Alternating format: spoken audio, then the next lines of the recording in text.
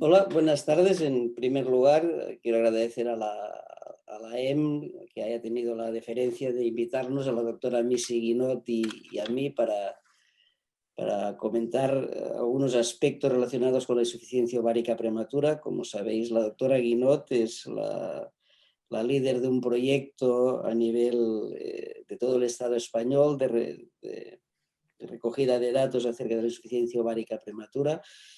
Y yo me voy a dedicar en esta primera parte de esta charla a hablaros acerca de la prevención del fallo, de la insuficiencia ovárica prematura. Mientras que luego a continuación la doctora Guinot pues os hablará del abordaje y del manejo de la misma. También quiero agradeceros que hayáis dedicado un tiempo a estar con nosotros aquí conectados, pudiendo estar haciendo otras cosas igual más divertidas que no escucharnos a nosotros. Así que también mi gratitud va por vosotros. Entonces, si me permitís, voy a compartir mi presentación con vosotros. Antes de iniciar mi exposición... Ups, ¿qué pasa aquí? Vale. Este será un poco la agenda antes de empezar la exposición. Pues eso, quería comentaros aquí la agenda que vamos a seguir. Primero haremos una breve introducción para comentar el escenario clínico en el cual vamos a discutir aspectos de prevención, y nos centraremos por una parte en la prevención de la insuficiencia ovárica prematura tras quimioterapia y después de prevención de insuficiencia ovárica en la cirugía. Y entre medio de las dos hablaremos de unos aspectos muy novedosos, que es acerca de la recuperación de la función ovárica en pacientes que en estos momentos ya presentan una insuficiencia ovárica prematura. Es una obviedad, ¿no? Esta charla se asienta sobre dos obviedades, porque hablar de insuficiencia ovárica prematura tras quimioterapia, pues es obvio que mujeres que antes de los 40 años que reciben un tratamiento con fármacos que sean gonadotóxicos, pues, o por ejemplo, por procesos neoplásicos o por enfermedades autoinmunes, como puede ser la esclerosis múltiple, desarrollan con mucha frecuencia una insuficiencia ovárica prematura. Y si acaban siendo sometidas a un trasplante autólogo de médula ósea o un trasplante de progenitores hematopoyéticos, pues la práctica totalidad de estas mujeres va a desarrollar una insuficiencia ovárica. Y obviamente, pues si te sometes a una oforectomía bilateral por un proceso maligno, pues vas a tener de manera subsecuente, ¿no?, una menopausia quirúrgica. Por tanto, más que hablar de insuficiencia ovárica prematura tras quimioterapia o de insuficiencia ovárica prematura tras cirugía, vamos a ver cómo podemos obviar estas situaciones. Sabemos que después de tratamientos con quimioterapia, como puede ser la combinación de ciclofosfamida, metronidazol y 5-fluoracilo, con un solo ciclo, hasta una de cada 3 mujeres premenopáusicas van a desarrollar una insuficiencia ovárica prematura, mientras que solo una de cada 10 mujeres prepúberes la van a desarrollar. Si se reciben 6 ciclos, hasta el 81% de las mujeres premenopáusicas, y si se reciben 12 ciclos, es prácticamente un 95% de las mujeres van a desarrollar una insuficiencia ovárica prematura. Obviamente, en función del fármaco que utilicemos, del agente quimioterápico que utilicemos, los porcentajes de insuficiencia ovárica van a variar. La combinación ciclofosfamida, metotrexato y 5-fluoracilo es de las más tóxicas, como veis. Pues yo os he comentado que una pauta completa, pues prácticamente el 95% de las mujeres va a desarrollar una insuficiencia ovárica prematura, mientras que combinaciones con adiramicina, este porcentaje es mucho más bajo, pero aún así no es despreciable.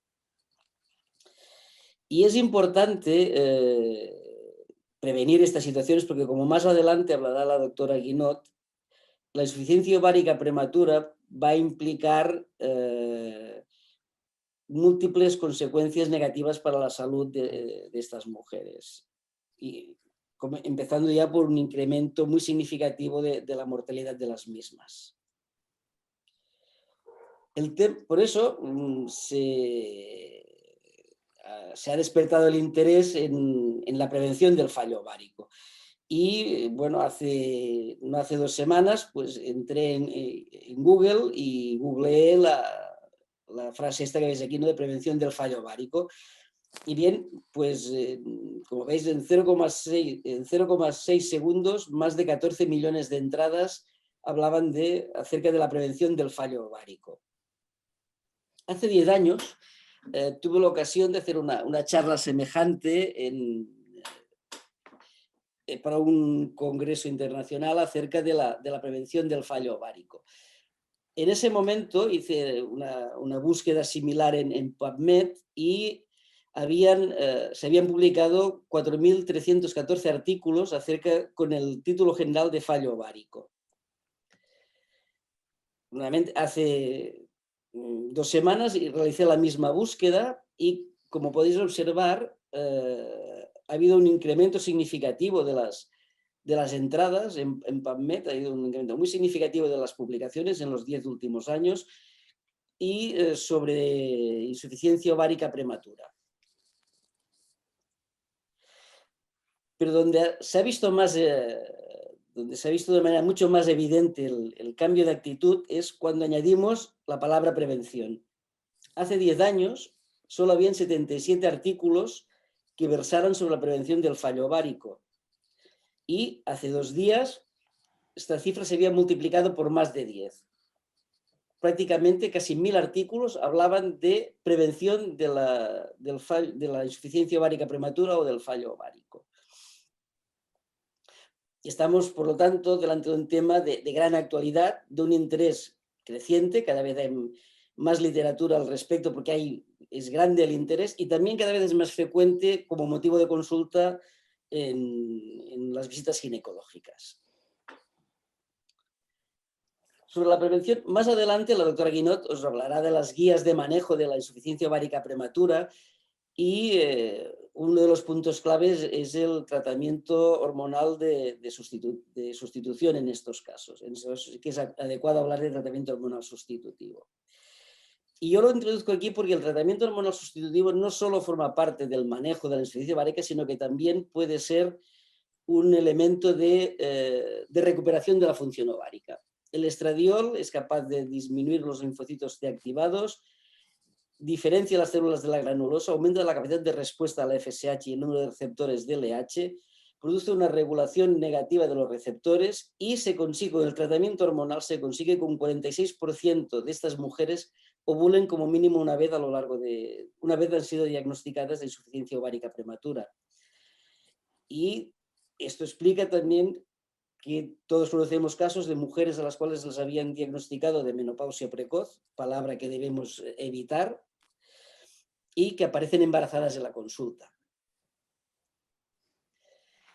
Pero descontando el tratamiento hormonal sustitutivo, que como os digo, forma más parte del manejo que no de la prevención, ¿qué opciones tenemos para actuar delante de una mujer a la cual está en riesgo de desarrollar una insuficiencia ovárica prematura? Bien, podemos hacer criopreservación de ovocitos y de embriones, podemos criopreservar tejido ovárico, podemos hacer maduración de los ovocitos in vitro, hacer cultivos de folículos primordiales, trasplante de útero o supresión con análogos de GnRH. De estas opciones, hay algunas que lamentablemente el tiempo no nos permite ponerlas en práctica. El uso de los análogos, por ejemplo, pues no es necesario hacer una estimulación de los ovarios para empezar el tratamiento, no atrasamos el tratamiento del cáncer y no hace falta que la paciente tenga pareja. El éxito con el empleo de los análogos lo comentaremos más adelante, pero hoy en día está recomendada prácticamente en cánceres de mama con receptores negativos, aunque también se ha utilizado con éxito en otras situaciones, como veremos más adelante. El uso de embriones congelados, sí que para congelar embriones primero hemos de hacer una estimulación del ovario y la cual cosa sí que nos va a atrasar el tratamiento del cáncer y hace falta además tener una pareja para poder fertilizar los ovocitos. Tiene la ventaja de que la tasa de éxitos es muy elevada. Criopreservar ovocitos no hace falta tener una pareja, pero sí que nos va a atrasar el tratamiento del cáncer, porque evidentemente hace falta generar una estimulación del ovario. Entonces, cada uno de estos aspectos tiene sus ventajas y sus inconvenientes, como veis. Criopreservar ovocitos inmaduros, pues no nos atrasa, no hace falta estimular el ovario, no atrasa el tratamiento del cáncer, no hace falta una pareja, pero requiere una cirugía, una laparoscopia para obtener estos ovocitos. Lo mismo si hablamos de criopreservar el tejido ovárico. Hay experiencia con tejido ovárico criopreservado, aquí todos conocéis, bueno, el doctor Justo Callejo pues fue un pionero en este campo de criopreservar tejido ovárico y su posterior autotrasplante. Sin embargo, es un procedimiento que hoy en día está bastante en desuso, ya que tampoco se puede excluir el riesgo potencial de que si es por una neoplasia que se vuelva a reintroducir la neoplasia en estas pacientes. Hay algunas situaciones de bajo riesgo, como puede ser el linfoma de Hodgkin, en las cuales se podría utilizar este tipo de técnicas, pero en otro tipo de neoplasias, ya con riesgo moderado o riesgo alto, pues no parece demasiado prudente. El tema del trasplante de ovario tuvo su máximo apogeo en cuanto a publicaciones hace también unos 10 años. Fue justo cuando presenté la comunicación, como os he dicho, la charla que di hace 10 años. Y en ese momento, como podéis ver, era el punto máximo de publicaciones referentes al trasplante de ovario. Pero desde 2010 hasta la actualidad el interés por el tema ha ido disminuyendo de manera muy significativa y durante este año apenas se han publicado 4 trabajos referentes al tema del trasplante de ovario. Por lo tanto, como decía el editor de archivos en cirugía, pues creemos en Dios, los demás han de proveernos datos, han de proveernos evidencias. Y a día de hoy el tema del trasplante de ovario sigue siendo un tema de controversia y sigue siendo experimental. El uso de los análogos, también en este aspecto fuimos pioneros junto con el doctor Seth Blumenfeld en el uso de análogos para la prevención de la toxicidad gonadal por la quimioterapia. Nosotros utilizamos como pacientes una serie de mujeres procedentes del servicio de hematología que iban a recibir quimioterapia por un linfoma de Hodgkin. Y observamos de una manera muy significativa que las mujeres a las cuales añadíamos análogos, prácticamente más del 90% de las mismas recuperaban el ciclo al finalizar el tratamiento, mientras que las mujeres que no hacían el tratamiento con análogos, el porcentaje de mujeres que recuperaban el ciclo rondaba el 40%, frente al 90% de las mujeres que sí que hacían los análogos. Y en un metaanálisis reciente que se ha hecho acerca del uso de los análogos en diferentes situaciones, mujeres jóvenes que iban a recibir quimioterapia, se ha observado que las pacientes que reciben análogos, prácticamente el 90%, estos son datos coincidentes con los nuestros, preservan la función gonadal, solo un 11% de desarrollo en insuficiencia ovárica prematura, mientras que las mujeres que no reciben análogos, estas cifras se elevan hasta un 65% de presencia, de desarrollo de una insuficiencia ovárica prematura. Por lo tanto, parece obvio que los análogos presentan un beneficio en cuanto a la prevención del fallo ovárico, al menos en estas circunstancias concretas. Al igual que os he presentado con el trasplante de ovario, he hecho el mismo ejercicio con el uso de análogos y también la situación es muy parecida. Hace 10 años el interés era máximo y posteriormente ha ido cayendo, no con la misma pendiente que lo ha hecho con el trasplante de ovario, pero sí que el interés por el uso de los análogos ha ido decreciendo en el tiempo y durante este año se han publicado 8 trabajos, apenas 8 estudios randomizados sobre el uso de los análogos en la prevención del fallo ovárico.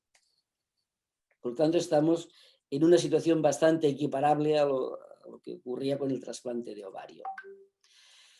Esto ha hecho que se siga investigando, como os comentaba al principio, es un tema de gran interés y sobre todo no solo de gran interés, sino que es de un interés creciente, y se han desarrollado nuevas técnicas para prevención y tratamiento de la insuficiencia ovárica prematura. Una de ellas es la activación in vitro de estos ovarios, que se basa en la activación in vitro de estos folículos durmientes que quedan en los ovarios.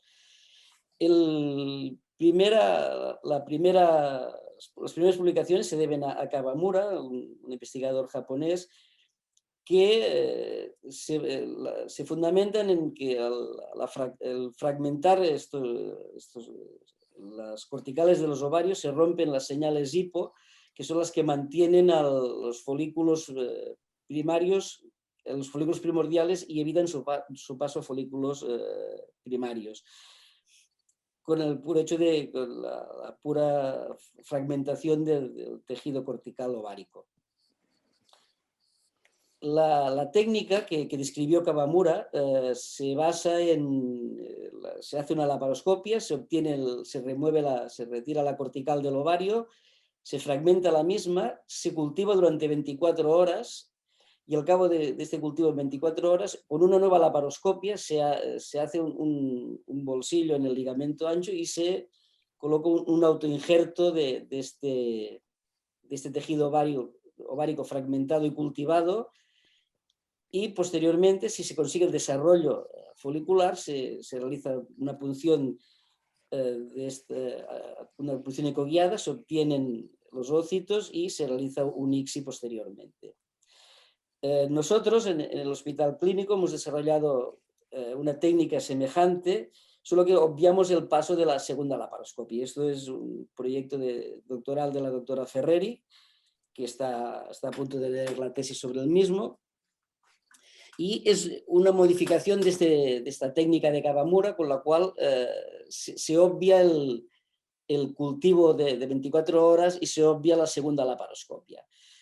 Simplemente se hace una primera laparoscopia, se remueve la cortical del ovario, se microfragmenta y se coloca, se hace un bolsillo en el ligamento ancho y se depositan allí estos fragmentos de ovario ya fragmentados, pero sin haberlos cultivado. Y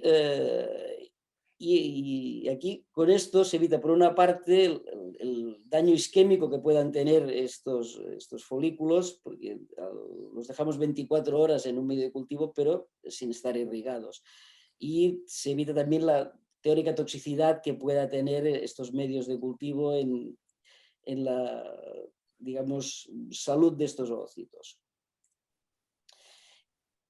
Esta es una gráfica de nuestro modelo experimental. Se obtiene un fragmento de este ovario, de la cortical del ovario, se microfragmenta y en el mismo momento se coloca, como os he explicado anteriormente, en un bolsillo que realizamos en el ligamento ancho. Con esta técnica, en los 14 primeros casos, hemos obtenido, como veis, hasta 8 embarazos y 4 recién nacidos vivos. Esto ha hecho que los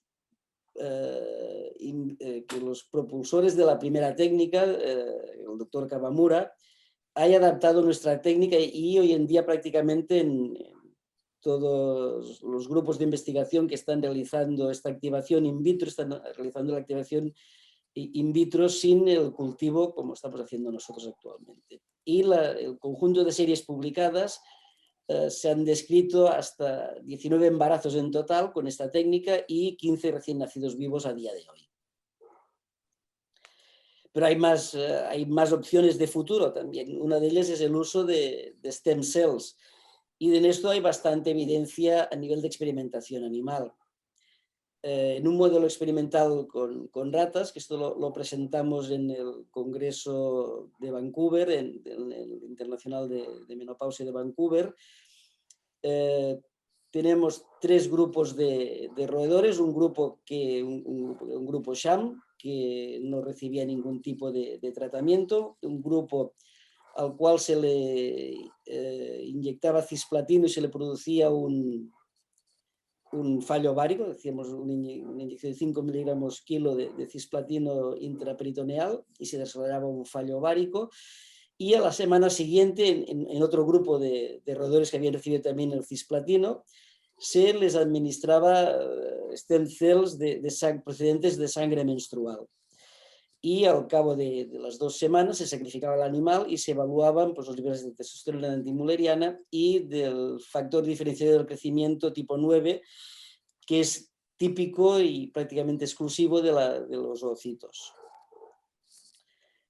Bueno, esto es una muestra de cómo se obtenía los stem cells procedentes de sangre menstrual. No vamos a entrar en detalles, pero sí comentaros que era muy evidente los roedores a los cuales se les había administrado cisplatino, las concentraciones de antimuleriana disminuían muy significativamente, y a los roedores a los cuales se les había administrado previamente cisplatino, pero que al cabo de una semana se les administraba stem cells procedentes de sangre menstrual, los valores de antimuleriana se recuperaban. Y lo mismo ocurría con los niveles de testosterona, que los roedores con cisplatino disminuían muy significativamente y tras la administración de stem cells procedentes de sangre menstrual se recuperaban a niveles previos a la administración del cisplatino. Y lo que es más interesante, cuando evaluamos la expresión del factor de crecimiento diferenciador tipo 9, que como os comentaba es típico de los oocitos, después de la administración de cisplatino disminuye muy significativamente y tras la administración de las stem cells los valores incluso superan a los observados en los roedores del grupo control. Y cuando se realiza un contaje folicular, pues observamos exactamente lo mismo. De hecho, la expresión del factor diferenciador del crecimiento tipo 9 lo que nos está haciendo referencia es a la presencia de esta diferenciación oocitaria. Y vemos que los roedores que habían recibido la quimioterapia aisladamente, la concentración de folículos primordiales, primarios, secundarios y terciarios disminuye muy significativamente comparado con el grupo control, mientras que los roedores que habían recibido la quimioterapia, pero también a la semana siguiente las stem cells, como veis los valores son incluso superiores a los observados en el grupo control. En primates se han hecho experiencias semejantes también con cultivos celulares y determinando, por aquí en este caso, en lugar de utilizar marcadores como el factor diferencial de crecimiento tipo, lo que han hecho es utilizar un lentavirus para marcar la presencia de oocitos que se habían cultivado previamente y luego se han inyectado en ovarios de monas menopáusicas, y se ha visto el crecimiento, actividad folicular en estos ovarios de monas menopáusicas. Y nosotros ahora actualmente estamos trabajando en un proyecto experimental también, pero lo que estamos haciendo es dar un paso más y vamos a extraer ovarios de fetos femeninos que han acudido a hacer una interrupción voluntaria del embarazo por motivos sociales, o sea, que son fetos por otra parte sanos y que están situados entre las 16 y 20 semanas. Y también utilizaremos ovarios de mujeres con insuficiencia ovárica prematura y mujeres con menopausia fisiológica. La idea es cultivar estos ovarios fetales, marcar la fracción celular con inmunofluorescencia, coger el sobrenadante y en este sobrenadante, que es rico en factores de crecimiento, pues cultivar los ovarios procedentes de mujeres con insuficiencia ovárica prematura y mujeres con menopausia espontánea. Y posteriormente analizar a ver si en estos ovarios de mujeres con insuficiencia ovárica prematura se ha desarrollado crecimiento folicular. La hipótesis se basa en el microambiente que tienen los folículos en las situaciones de menopausia y de insuficiencia ovárica prematura, que determina que estos folículos primordiales remanentes que están presentes en los dos casos no se desarrollen.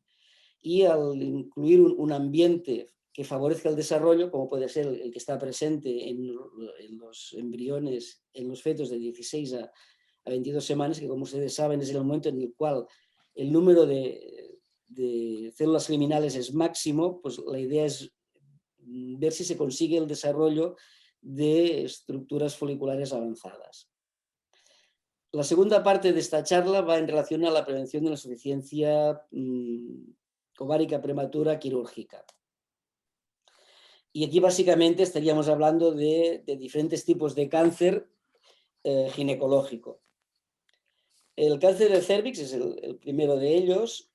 Comentaros que un 18% de los cánceres de cérvix se dan en edades reproductivas, en mujeres de menos de 40 años, y de los cuales el 45% están en estadios iniciales y que son operables. Tradicionalmente, lo que se viene haciendo es, se practica una linfadenectomía pelviana o pélvica, ¿no? Y si los ganglios son negativos, pues se realiza una histerectomía radical y se hace bien un Bergheim-Meix, un Celio-Shauta o una histerectomía radical por la paroscopia. ¿Cuáles son las opciones conservadoras?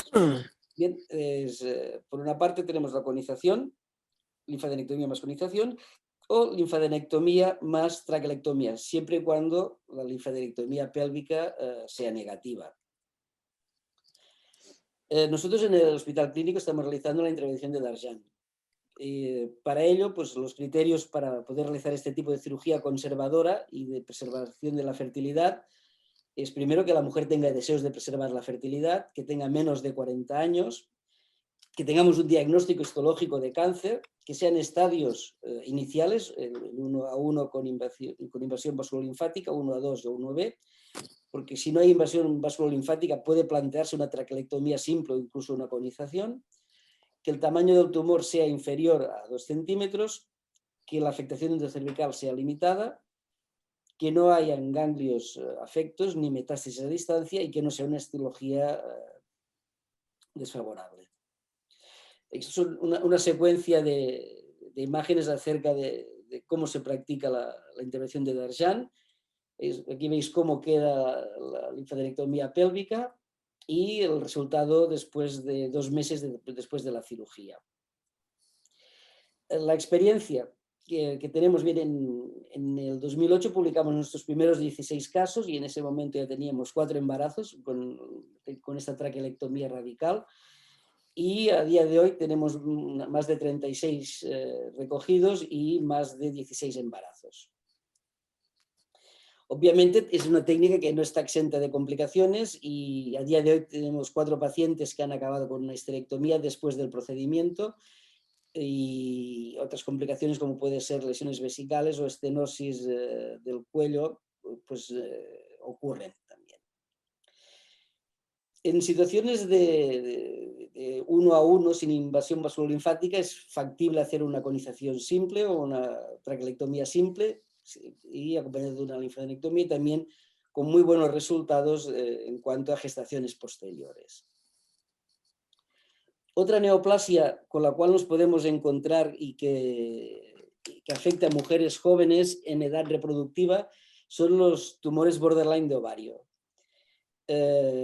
Como veis hay un decalaje entre el tumor borderline y el tumor invasor. Los tumores borderline aparecen en edades mucho más iniciales que los tumores invasores y asimismo la supervivencia también es mucho más elevada en los tumores borderline que no en los tumores invasores, con lo cual puede plantearse el deseo de preservar la fertilidad en estas mujeres.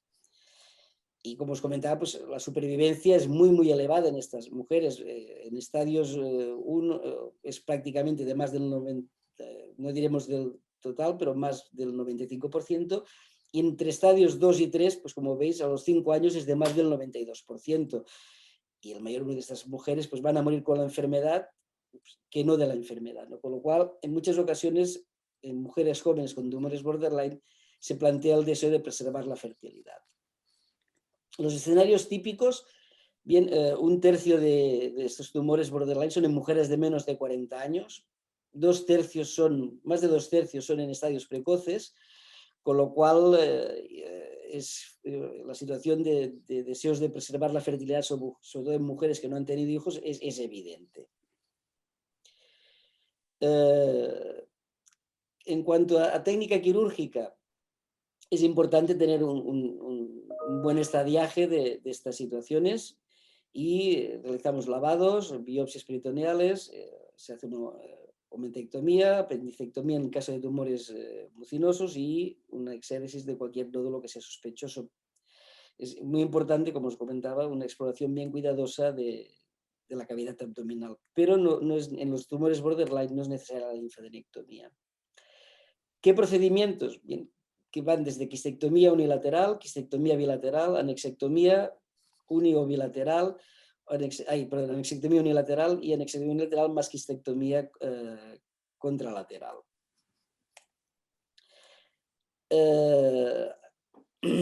En cuanto a las recidivas, es una situación que es clara, ¿no? Si practicamos una quistectomía unilateral, entre un 15 y un 30% pueden recidivar. Las quistectomías bilaterales prácticamente pueden llegar a recidivar hasta la mitad de los casos. Una anexectomía unilateral hasta un 15%. Y en algunas series no encuentran diferencias entre hacer una quistectomía o hacer una anexectomía. Las recidivas pélvicas suelen ser también en forma borderline. Y estas recidivas suelen ser tratables y si no se han quedado embarazadas puede intentarse una nueva cirugía conservadora, ya que se ha visto que la cirugía conservadora no tiene impacto en la supervivencia. Si bien es cierto que es más frecuente la recidiva, no tiene impacto en la supervivencia. Este es un punto importante cuando consideramos la posible preservación de la fertilidad en estas mujeres. Y embarazos después de cirugía de tumores borderline, pues hay múltiples series que describen embarazos posteriores entre un 40 y un 100% de las mujeres a las cuales se han hecho cirugías conservadoras por tumores borderline de ovario. Y en este caso es indiferente la vía de tratamiento que se haga, la vía de abordaje que se haga, bien sea por la laparotomía, bien sea por la laparoscopia. El número de embarazos es idéntico, lo único que varía es la posibilidad de recurrencias. Y el último de los tumores en los cuales podemos plantear una cirugía conservadora es el cáncer de endometrio. El cáncer de endometrio es el tercer cáncer en frecuencia en las mujeres y el octavo cáncer que ocasiona mortalidad en las mujeres. En estadios iniciales la supervivencia es muy elevada y pues cuando es un tumor que está confinado al útero y es de prácticamente más del 80% en todos en el estadio 1, en todas sus formas. Y lo que sabemos el tratamiento ideal es la histerectomía, pero si la mujer no ha tenido hijos o quiere preservar, o ha tenido y quiere preservar la fertilidad, hay unos criterios básicos que son que sea un adenocarcinoma endometrioide que esté bien diferenciado y que no haya infiltración miometrial ni enfermedad extrauterina. En esta situación, si se demuestra que es un tipo histológico favorable y que no hay enfermedad más allá del endometrio, puede plantearse bien una resectoscopia y un tratamiento hormonal con gestágenos a altas dosis, que puede ser bien por vía oral o bien con un DIU de levonorgestrel. Es importante un seguimiento muy estrecho de estas mujeres, por el riesgo también a veces de tumores de ovario concomitantes, con ecografía y también con histeroscopias y también con ecografías también para evaluar el endometrio. Y una vez se ha complementado el deseo genético, no hemos de olvidar que el tratamiento del cáncer de endometrio es la histerectomía y se ha de completar la cirugía después de haber cumplido el deseo genético. Las tasas de respuesta con el tratamiento médico después de un legrado de una resectoscopia, pues hasta el 75% de los casos se obtiene una respuesta y con el porcentaje de recidivas pues no alcanza el 25%. Y hasta aquí un poco esta breve panorámica, ¿no?, de qué podemos hacer en la prevención del cáncer ginecológico, en la preservación de la fertilidad en el cáncer ginecológico y en la preservación de la fertilidad con tratamientos gonadotóxicos. Gracias por vuestra atención y ahora damos la palabra a la doctora Guinot para el abordaje y manejo de la insuficiencia ovárica prematura.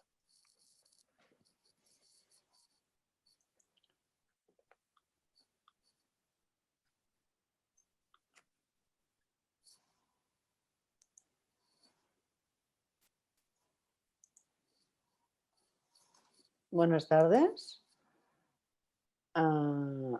Agradecer a todos los presentes de estar aquí en estas horas tan intempestivas y también a Nico y a Plácido su amable invitación en participar en este curso. Yo básicamente voy a hablar del manejo y el tiempo que tengo para lo estructurado en repasar un poco el diagnóstico, hablar del manejo y por otra parte hablar del resultado que tenemos del estudio que hay en curso. Dentro del diagnóstico ya sé que, bueno, porque lo he mirado, ya sé que os han hablado, con lo cual vamos a repasarlo un poco. Hay que tener en cuenta un diagnóstico clínico, como es la historia clínica, con los antecedentes personales, ginecológicos, familiares, así como la exploración física. Los síntomas que puede presentar la mujer, como oligomenorrea, menorrea o infertilidad, síntoma de deficiencia de estrógenos, que todos ya conocemos, y un fenotipo puede ser muy variable.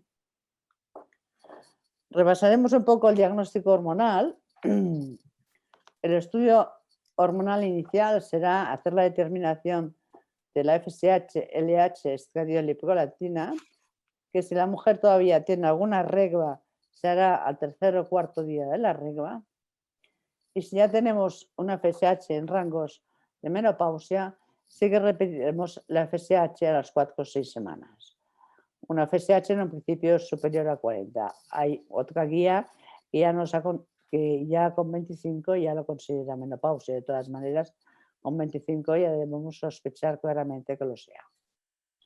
Como pruebas complementarias después del diagnóstico, pues bueno, realizaremos unos anticuerpos antiadrenales y antitiroideos y antitransglutaminas IgA.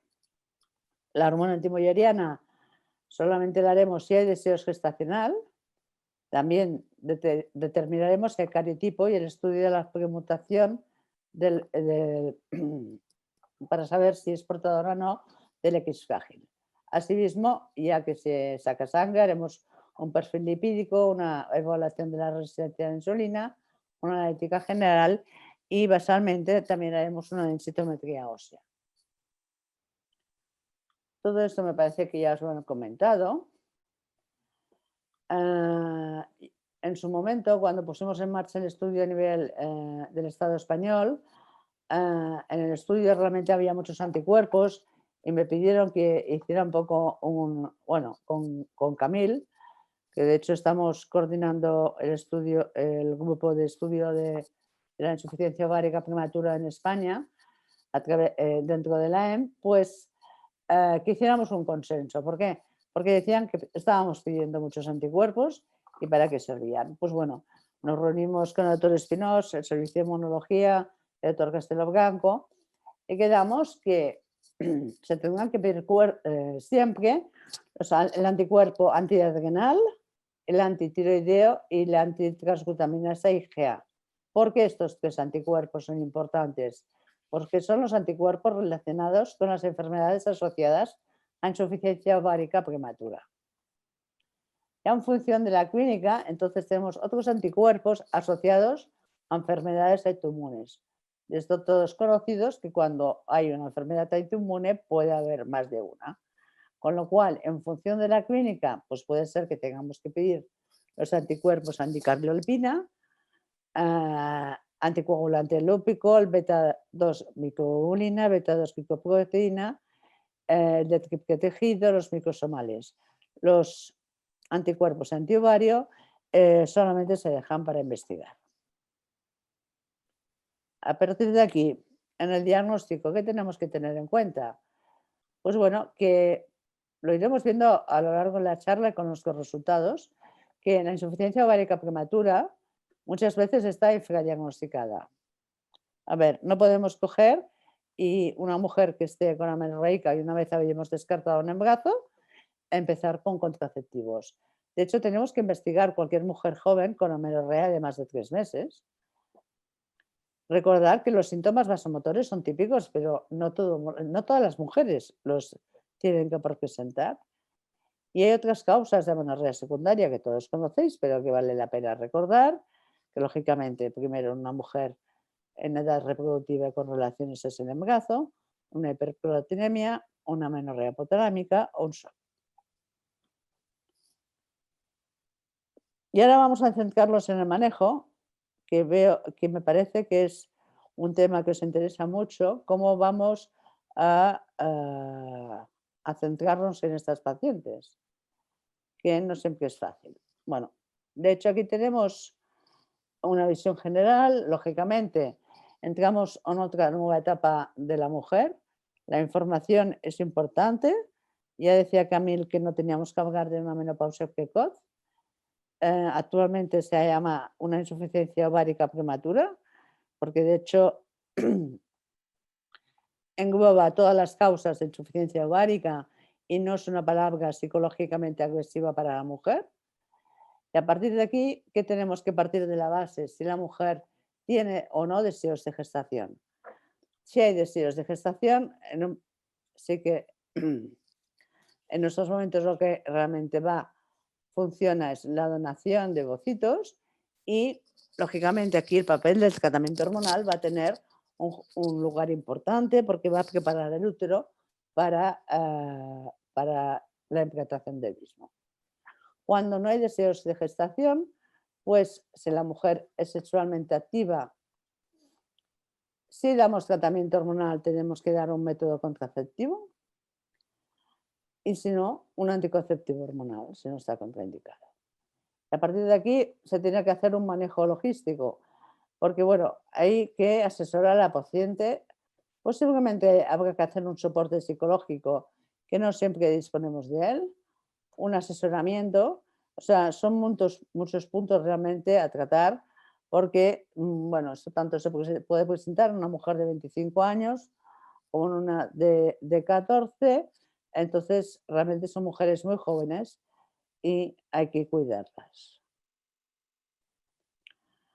Y aquí repasaría una serie de principios de tratamiento hormonal en la insuficiencia ovárica prematura, que no es lo mismo en la menopausia, en una edad normal de 50 a 51 años, más o menos 5 años.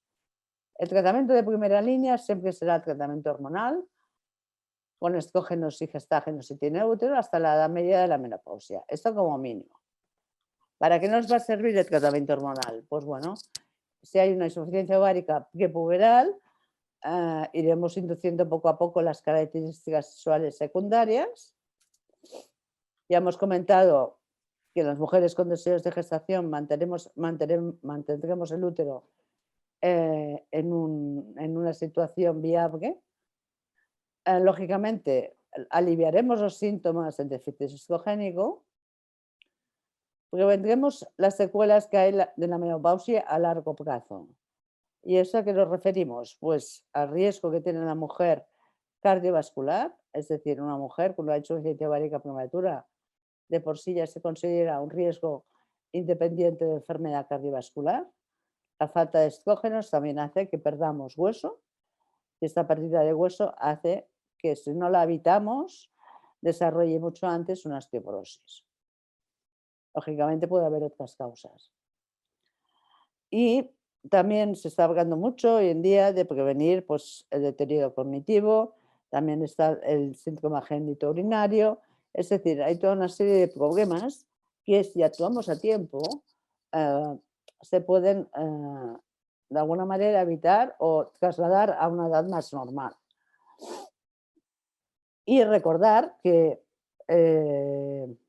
todos los resultados que nos han bombardeado desde el año 2000 con el tratamiento hormonal, en absoluto se puede extrapolar a esta mujer, a estas mujeres que son jóvenes y no tienen nada que ver. Es decir, nosotros cuando damos un tratamiento hormonal a una mujer de 35 años, le damos una dosis, como veremos, de 50, que no tiene nada que ver con dársela a una mujer de 50 años. Cada vez se tiende a una forma de administración más individualizada y comentar que, bueno, como esta forma individualizada, pues bueno, la vía oral, de hecho, la vía no oral ofrece ventajas con respecto a disminuir el efecto protrombótico que tiene el estrógeno oral. Pues bueno, así. En el tratamiento, que incluiremos una dieta sana, mediterránea, 5 comidas al día, ejercicio moderado diario. Lo haremos hasta los 50 años, o bien puede ser un tratamiento hormonal o un contraceptivo en función de las necesidades de cada mujer.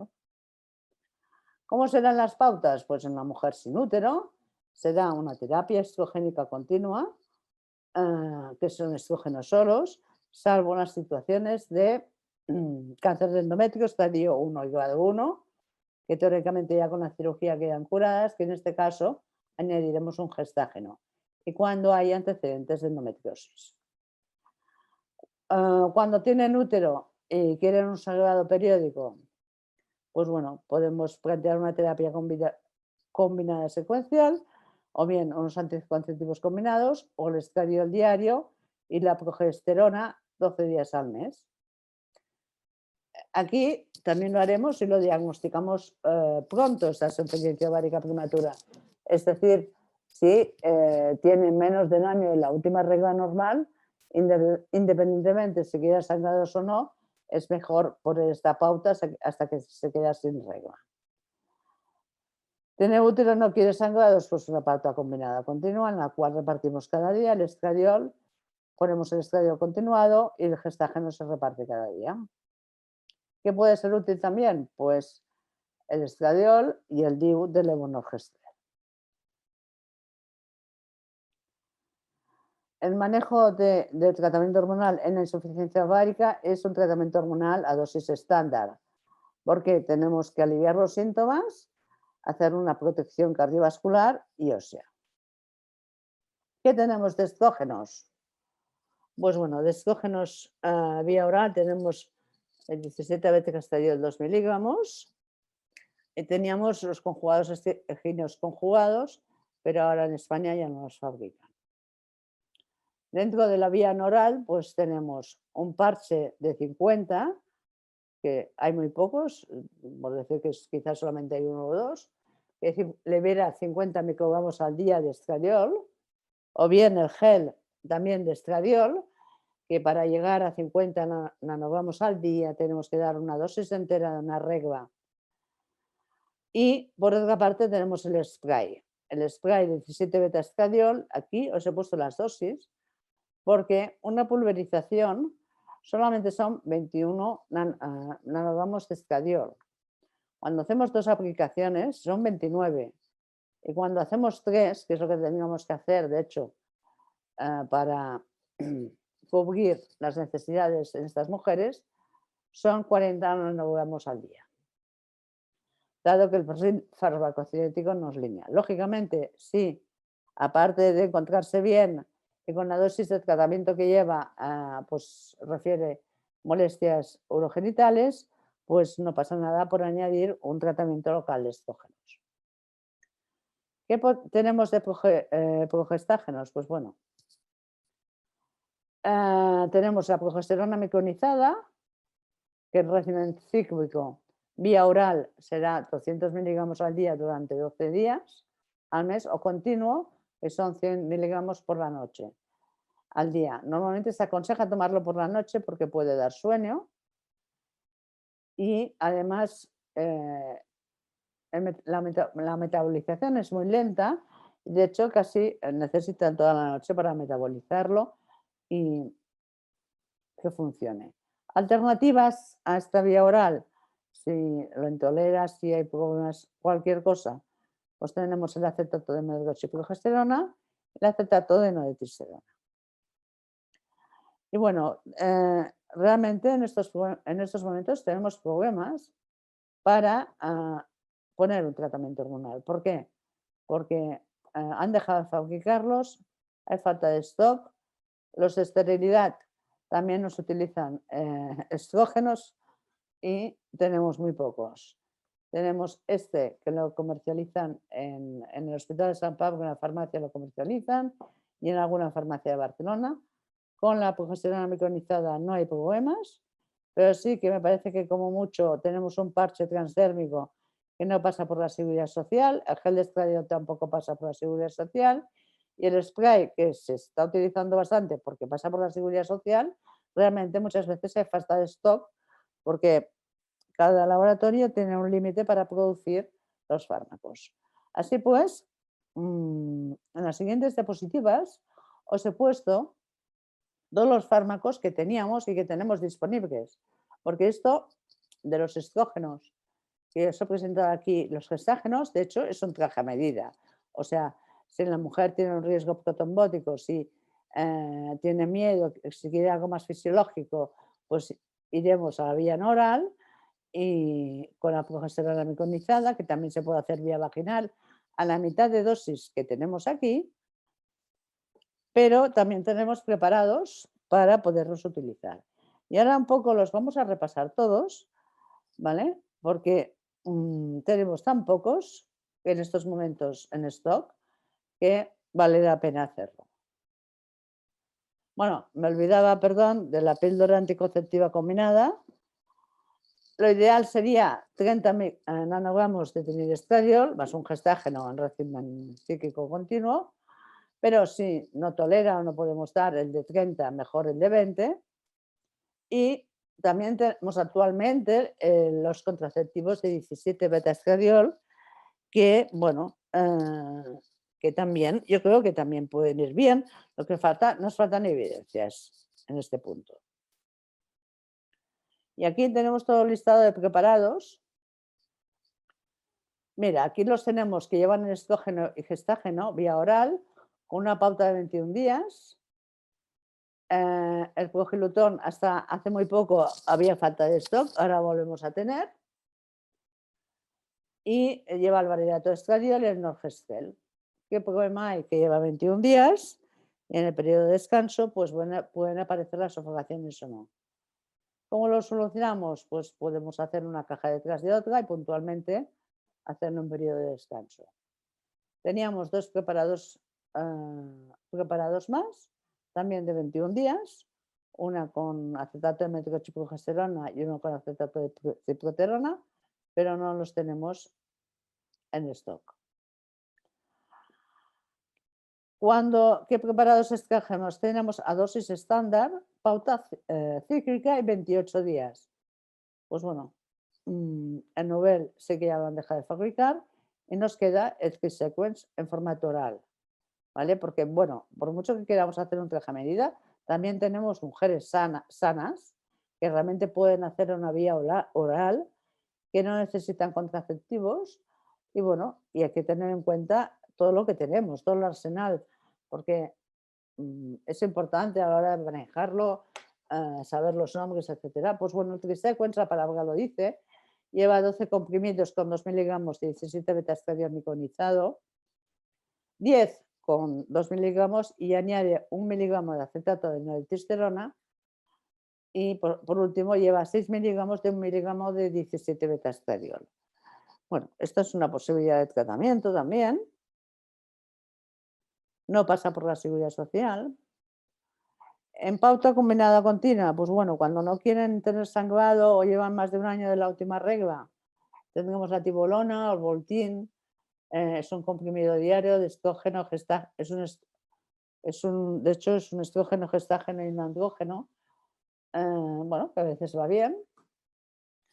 Y bueno, repasando todo este tema, pues bueno, el Quimodien lo tenemos en el mercado. Y esto pues no era consciente de ello porque al final bueno, claro, ves mujeres con tanta patología que siempre acabas haciendo un traje a medida, pero aquí tenemos 2 miligramos de valeriato estradiol continuado y 2 de Dinos 6 continuado. Pues eso son opciones. Y después ya vamos a dosis bajas del tratamiento hormonal, dado que ya estamos repasándolo todo, los acabo de repasar. En la pauta cíclica 28 días tenemos el Duofem, ¿vale? Que lleva 1 miligramo de estradiol, que quizá cuando ya está acercándose a la menopausia fisiológica podemos bajar la pauta y pasar a dosis bajas, es una opción. Y después en pauta combinada continua, dosis bajas, tenemos el Activel. El Angelic, que era un preparado muy bueno que disponíamos de él, también lo han dejado de fabricar. O sea que veis que realmente lo tenemos un poco complicado para poner los tratamientos. Y ya por último,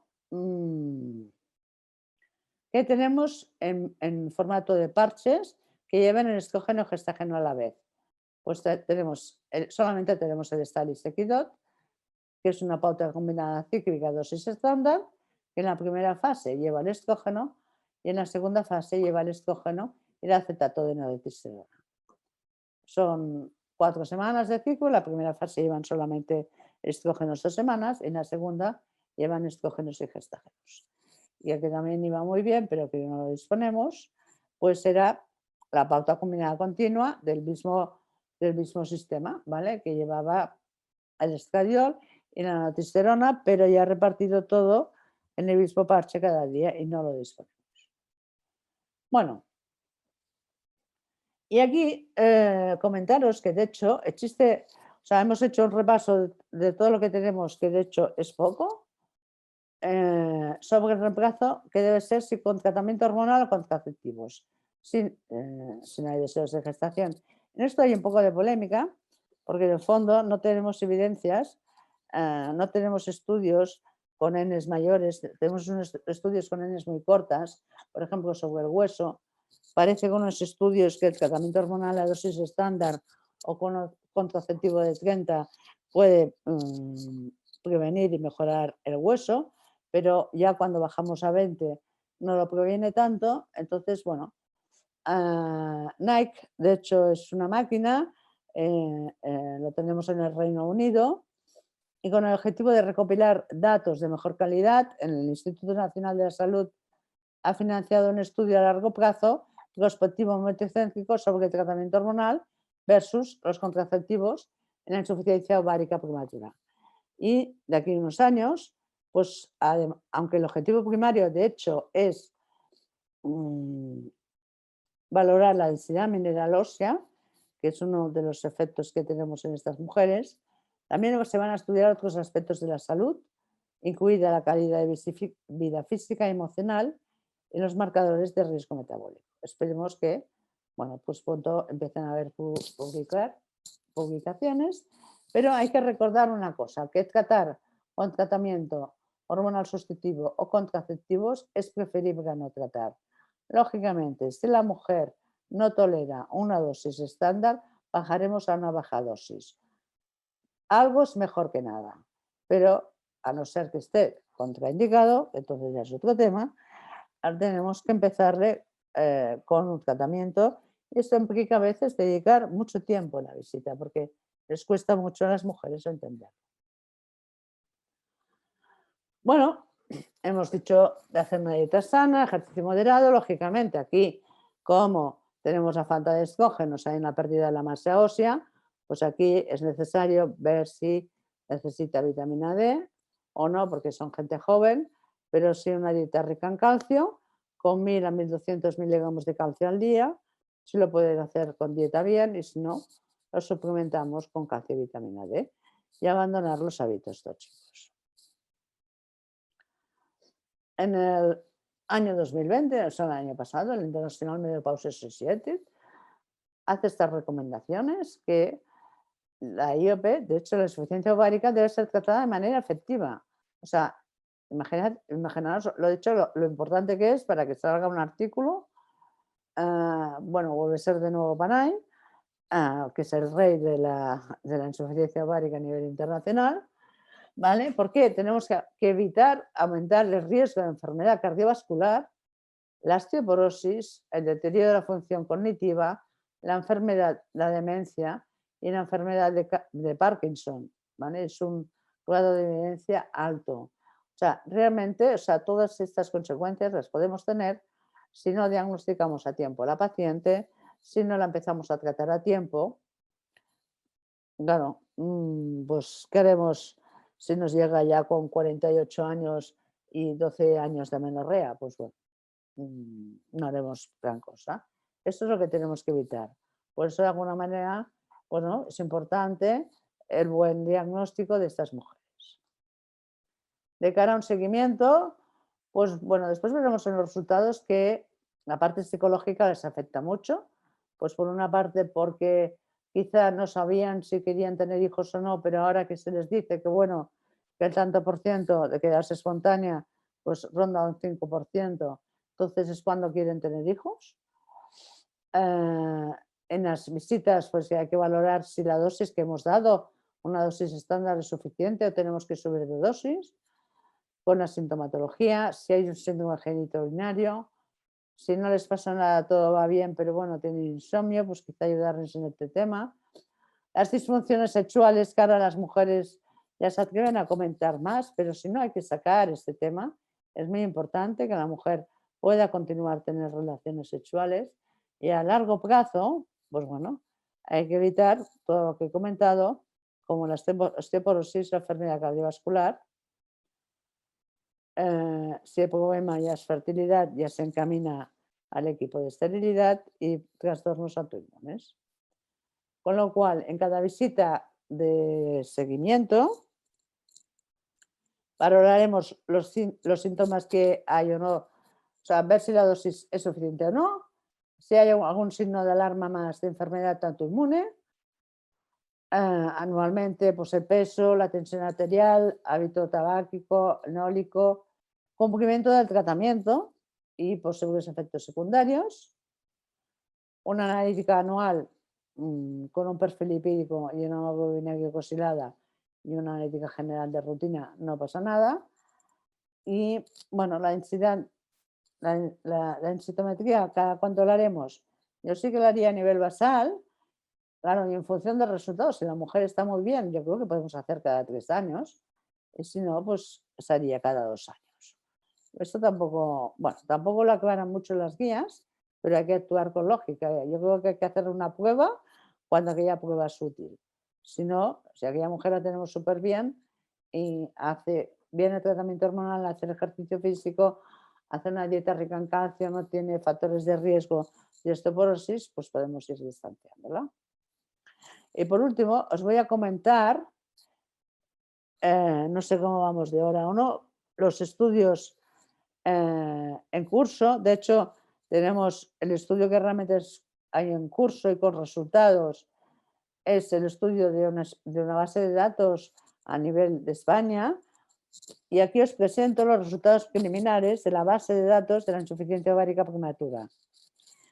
Estos resultados fueron aceptados como comunicación en el EMAS ahora que hubo en septiembre, en el European Congress on Menopause and Andropause, y le dieron el premio a la mejor comunicación.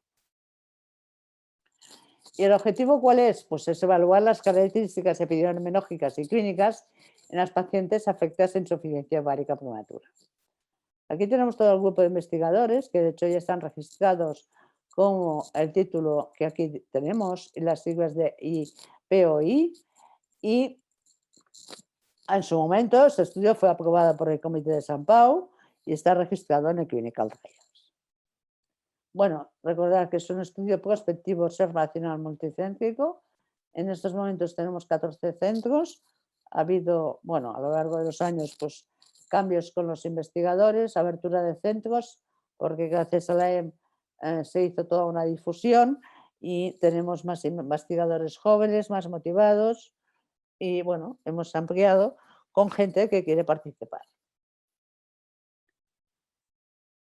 ¿Cuáles serán los criterios de inclusión? Pues una FSH o son, ¿vale? Una FSH superior a 40, un estradiol por debajo de 20, ser menores de 40 años y, lógicamente, la FSH superior a 40, 2 veces separadas por 4 o 6 semanas.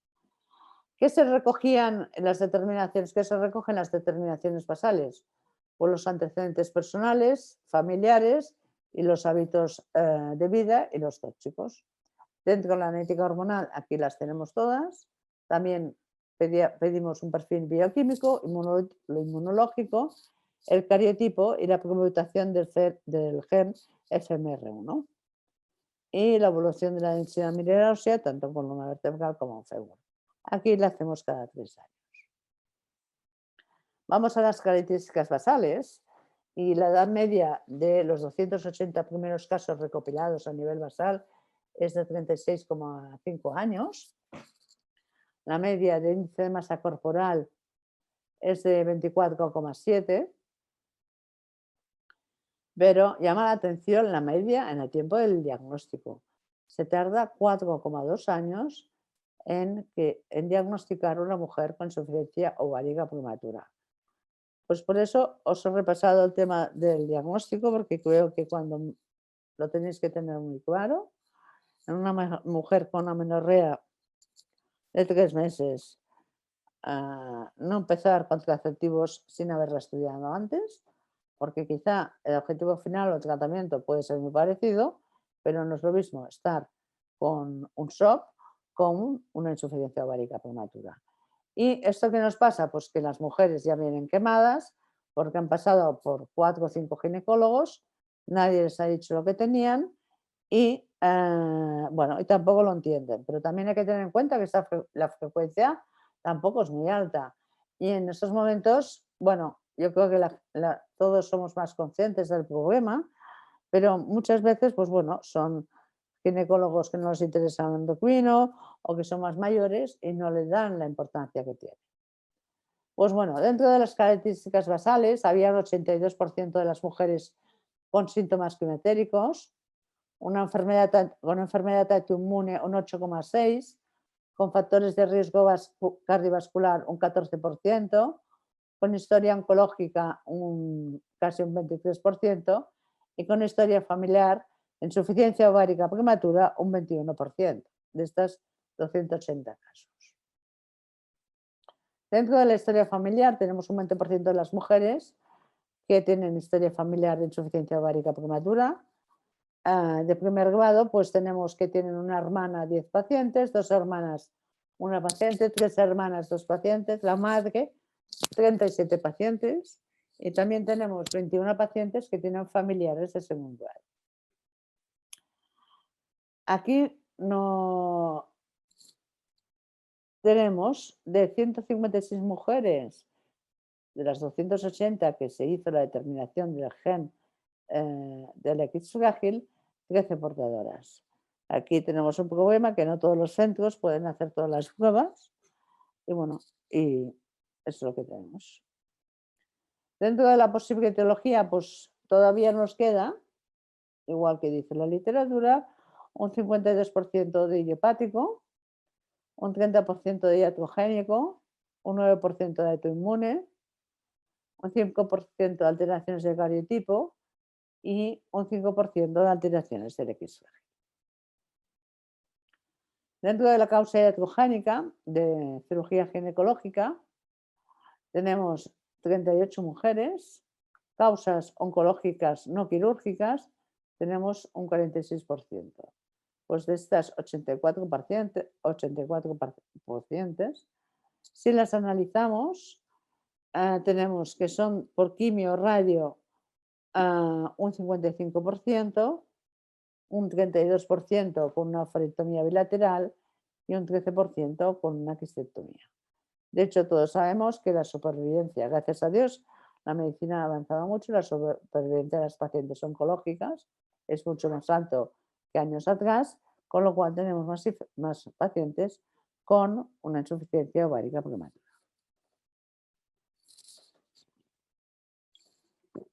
Con respecto al tema autoinmune, teníamos 24 casos con pacientes con enfermedad autoinmune y teníamos 66 casos de pacientes con uno o más anticuerpo positivo. Pues que llama la atención y que no salía estadísticamente significativo, pues que solamente había 10 casos en los cuales había uno o más anticuerpo positivo y enfermedad autoinmune. Es decir, que no siempre por una enfermedad autoinmune tiene que haber anticuerpos positivos y si hay anticuerpos positivos quizás no desarrollen la enfermedad. De este grupo de 66 casos, pues ¿qué tenemos? Con un anticuerpo autoinmune un 41% y con más un anticuerpo un 59%. Con los síntomas, bueno, ya hemos dicho que había un 82% de las mujeres que presentaban síntomas en el diagnóstico y cuando analizábamos la calidad de vida, la teníamos en estas 280 mujeres, la teníamos normal en un 24%, regular en un 52%, mal en un 19% y muy mal en un 5%. Y si analizamos la afectación psicológica, pues de estas 280 mujeres, un 62% tenían afectación psicológica y un 38%. Realmente es un tema a tener en cuenta.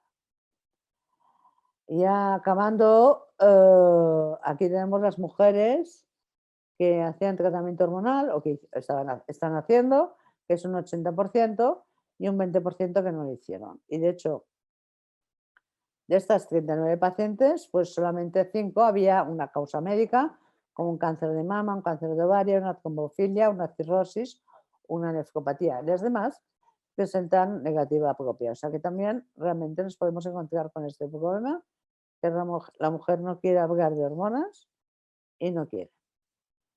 Y como puntos claves, de acuerdo con los datos que hay publicados, pues bueno, las causas más frecuentes son las iatrogénicas y las autoinmunes, pero tenemos un 52 que son idiopáticas.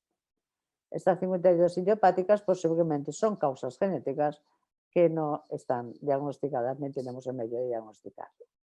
Muchas de ellas. La insuficiencia ovárica prematura se diagnostica tarde, con un retraso medio de 4,2 años. Tiene graves efectos sobre la calidad de vida si no la tratamos. Esta asociación familiar que hemos visto, lógicamente, son las que son idiopáuticas y sugiere causas genéticas no identificadas. Y, por otra parte, recordar que se aconseja la detección de la permutación del gen FMR1 en mujeres con insuficiencia ovárica prematura, especialmente si hay antecedentes familiares, y también en las mujeres con fallo ovárico oculto, que sería ya otro tema a tratar. Y por último, ¿qué tenemos que conseguir? Pues lo que estamos haciendo. Educar a las profesionales, hacer un diagnóstico temprano, un inicio de tratamiento hormonal o contraceptivos para mejorar la calidad de vida y los síntomas y evitar las complicaciones a largo plazo. Y por último diréis, bueno, qué rollo, ¿no? Porque tener registros y más, bueno, a estas horas ya es tardísimo al cabo. Pues bueno, la insuficiencia ovárica, de hecho, es situación total, como he dicho, que es poco frecuente. Hay que aprender en su totalidad la magnitud del problema. Sabemos, pero nos falta saber más. El registro se puede utilizar como un biobanco global para estudios genéticos y para definir y caracterizar las diversas presentaciones de insuficiencia ovárica prematura a medida que salgan las novedades. Y en el fondo el objetivo final es que se podrán formular directrices basadas en la evidencia y optimizar la práctica clínica. Y con esto yo os doy las gracias. En los pies de las diapositivas tenía bibliografía. Aquí tenéis más bibliografía. Os hemos dejado bibliografía. Y bueno, llevo toda una vida en San Pablo casi. Y os quería enseñar esta foto que para mí es preciosa, que es la sala antigua de hospitalización de los pabellones antiguos de San Pau, que bueno, no quería dejar de compartirla con vosotros. Bueno, realmente muchas gracias por vuestra atención a estas horas de la noche.